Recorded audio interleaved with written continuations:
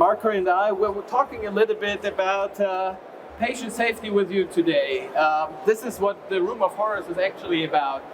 It's supposed to have some realistic part, but also be thinking of what could be done to have the patient safety in mind, and that is one of the main reasons why we do anesthesia, right? I will explain later on that we're not doing it for only high-risk patients. We'll also do it for everyone's ASA 1 and 2 patient that wants us to have a safe anesthesia procedure. So what you can do today is join us, and we'll ask you parts about, first of all, communication mistakes.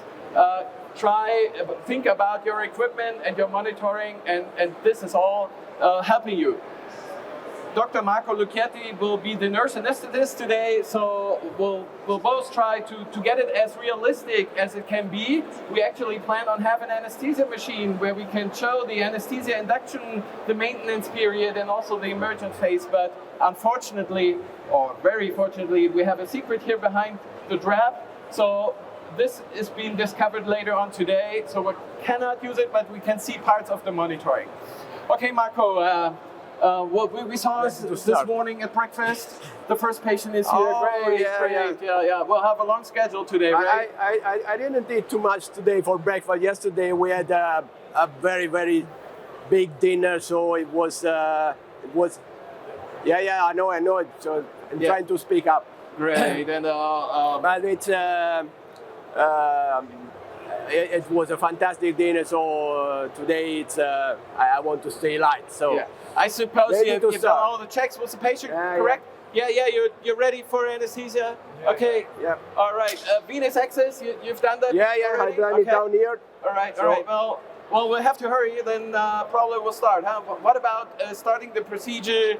Was giving 30 milligrams of propofol. Yes. Great. Then we'll move on. Give some fentanyl, correct? Okay. Alrighty. Yeah, 20 mic. Fentanyl, great. Patient is drowning. Good. Oh. You feel dizzy a little bit? Yeah, a little bit. Yeah. Okay. Starting. Yeah. All right. Okay. Well then. I hope we finish early today. So it's I'm a bit tired. Yeah. I'm a bit tired. Yeah, so sport in the evening, right? Yeah. Yeah. Could you have some 9 more of the propofol, please? Yeah, I give you more. All right. It's working really well this morning. You probably do it the same way, correct? It's Sunday. You're on duty. Okay. Propofol. I give him the propofol. Yes. Okay. I think he's not. Yeah. He's not awake anymore, right? No. All right. Well, I gave what you. Could you give 4 of the rocuroni, please? Yeah.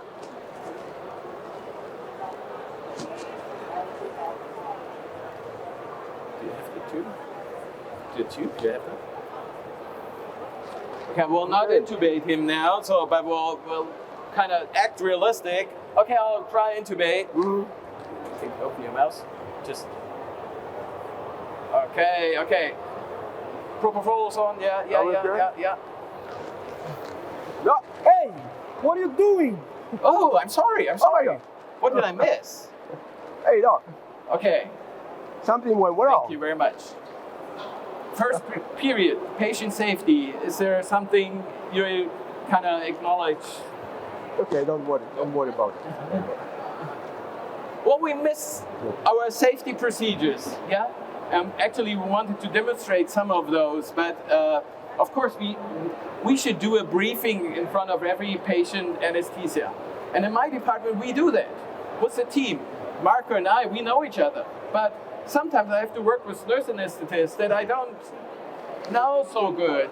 And therefore, we do a procedure that's called 10 seconds for 10 minutes, for the next 10 minutes. We do that in every patient.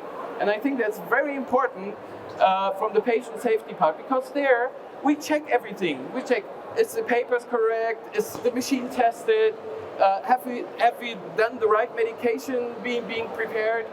In special cases like rapid sequence induction, we talk about how the doses of medications will be. So the nurse anesthetist knows before what will happen.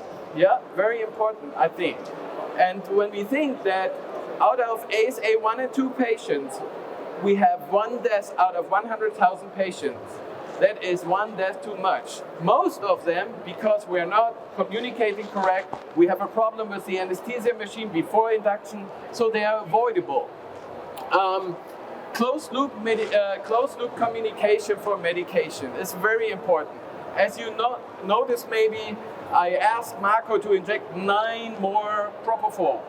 What is 9 ml, milligrams? We don't know. Yeah, and that is important to have a closed loop. What does that mean in our department? I sometimes say, okay, give 9 more propofol, but then my nurse anesthetist asks me, what do you mean, 9 ml, 90 milligrams? Yeah, and then we repeat that. Yes, that's correct, 90 milligrams of propofol. And at the end of the induction, they give the loop and say, it's done. Yeah, it's inside. Yeah. So very important to get this closed loop communication together, and that is also playing part in all the communication when it's with regard to patient safety. And of course, in usual care, we do not talk about the breakfast or the things in the evening. I always say during start and landing, the pilot does not talk about other things with a co-pilot or any other one, or changing the team in between these parts. With regard to equipment, I brought you this pressure and flow test. We do that before every procedure. We do a daily anesthesia machine test with leakage testing and so on. But before every case, we do this pressure and flow test, which is really, really important because there you can simply, within seconds, test your anesthesia machine, is gas flowing or not. And if you do it really good, then you also, when you connect the patient to the system, you watch, is my inspiratory oxygen increasing and is my CO2, is that coming back?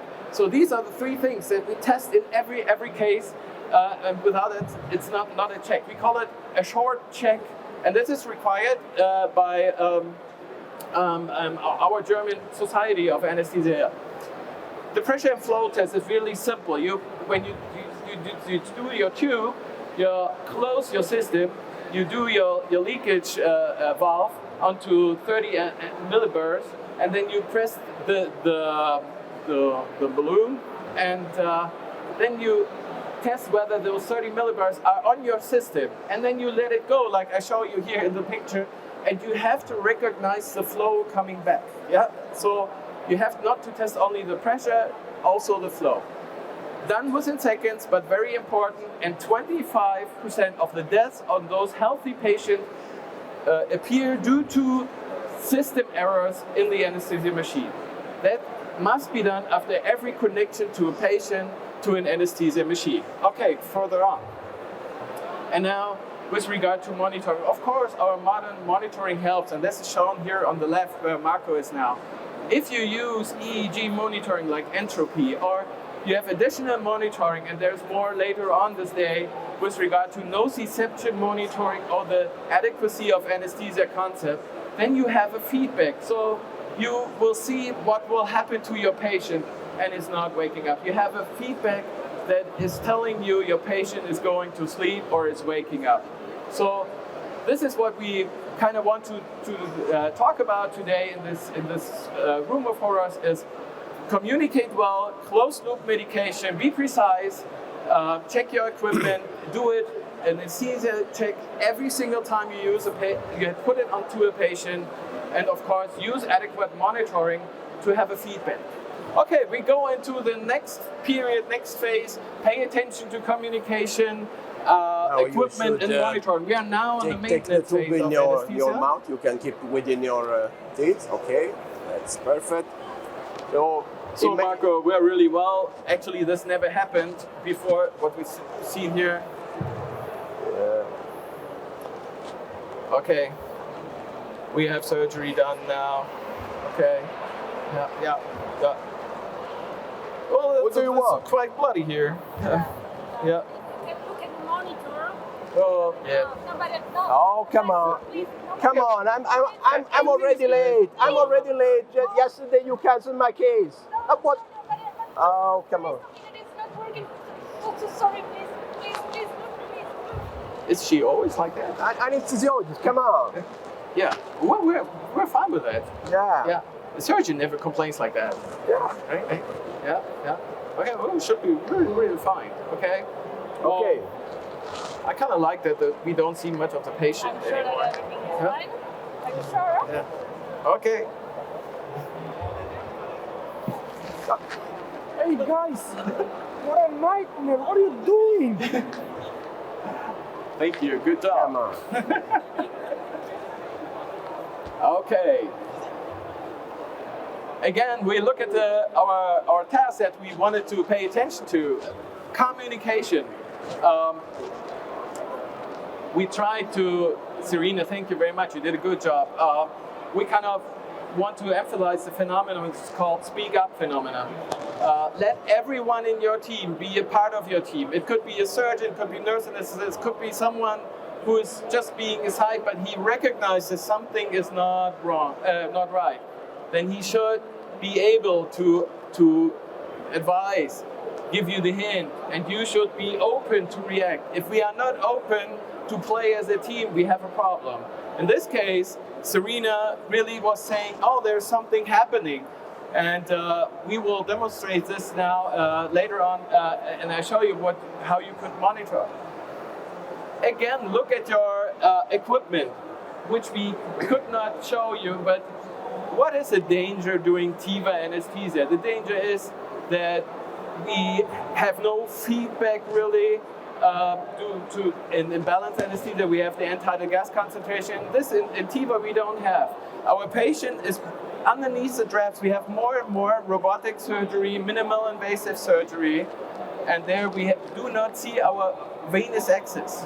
So this could dislocate, or we could even have the case that we have two in place and we use one for the induction and one for the maintenance. So check your IV axis. It's very, very important. This is a critical incident reporting system that we have in Germany where you could, without telling the name and being blamed in anyhow, report cases. And what we just demonstrate is a real case. It's not something we just made up. In this real case, someone has introduced anesthesia by venous access on one side and continued anesthesia by venous access on the other side. And the second venous access was not placed right. Because of the continuous infusion, no one could recognize the swelling of the arm and the patient woke up. Yeah, so we have to pay attention to that. Whenever possible, have your venous access visible to you. If that is not possible, make sure you have monitoring that will tell you that something is maybe not going right. And the AOA concept could be such an help. So in the AOA concept, we have EEG monitoring, as you can see here, and you may see an increase in the response and state entropy, telling you that there's something not going right. The patient may not be able to move. And then we have also the surgical pulse index, giving you some information about the nociceptive input. Again, later on this evening at I think 3:30, we'll tell you a little bit more about that. So this is very important to pay attention to your monitoring, to your equipment, check your IV site, and of course, the most important, play as a team. Yeah. If there's someone saying, I think there's something wrong, sharpen your ears. That is very, very important. Okay, we have one more short scenario, and of course this is now the end of the procedure. Our patient is back. Nothing happened so far.